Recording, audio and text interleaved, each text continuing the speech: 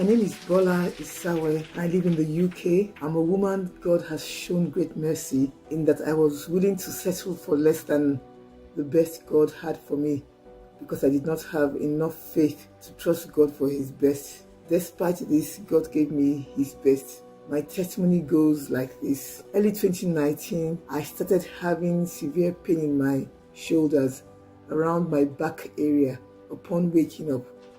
I eventually saw my GP and I was diagnosed of a condition called PMR, polymyalgia rheumatica. When I went off the medication for PMR, all the pain I used to have came back again and even became worse. I was in so much pain I had to stop work. Sleeping was torment because I would wake up with excruciating pain, majorly around my shoulders and back, as if I'd been in a boxing ring. My joints became stiff and painful. My ankles and feet started to swell, and any kind of movement caused me pain. I struggled to do simple things like putting on my clothes and shoes, bathing, and using the toilet. All through this, the doctors could not figure out what was wrong with me. I was referred to the physiotherapy and orthopedic clinics, but neither of these clinics could solve my issue. I was literally living on painkillers and the pain steadily got worse.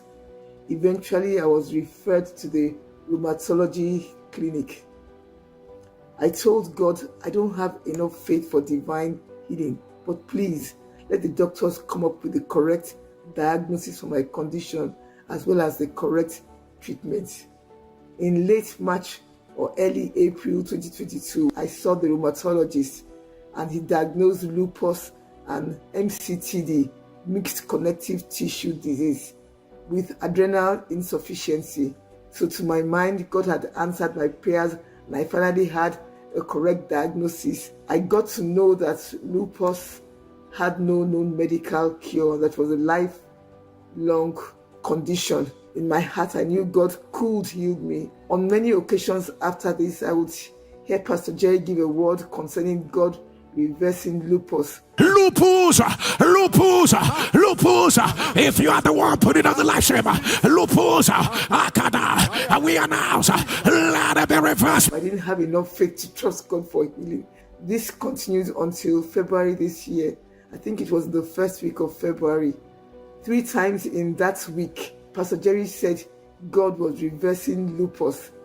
The 3rd time, he used the term systemic lupus erythematosus, which is the full name of the condition I was diagnosed with. Systemic lupus erythematosus, erythematosus. If you are the one, put it on the live stream. The devil is a liar. Oh yeah, now so let it be reversed. At this point, I felt strongly that God had healed me and that I could go off the medication. Both lupus and MCTD are autoimmune diseases.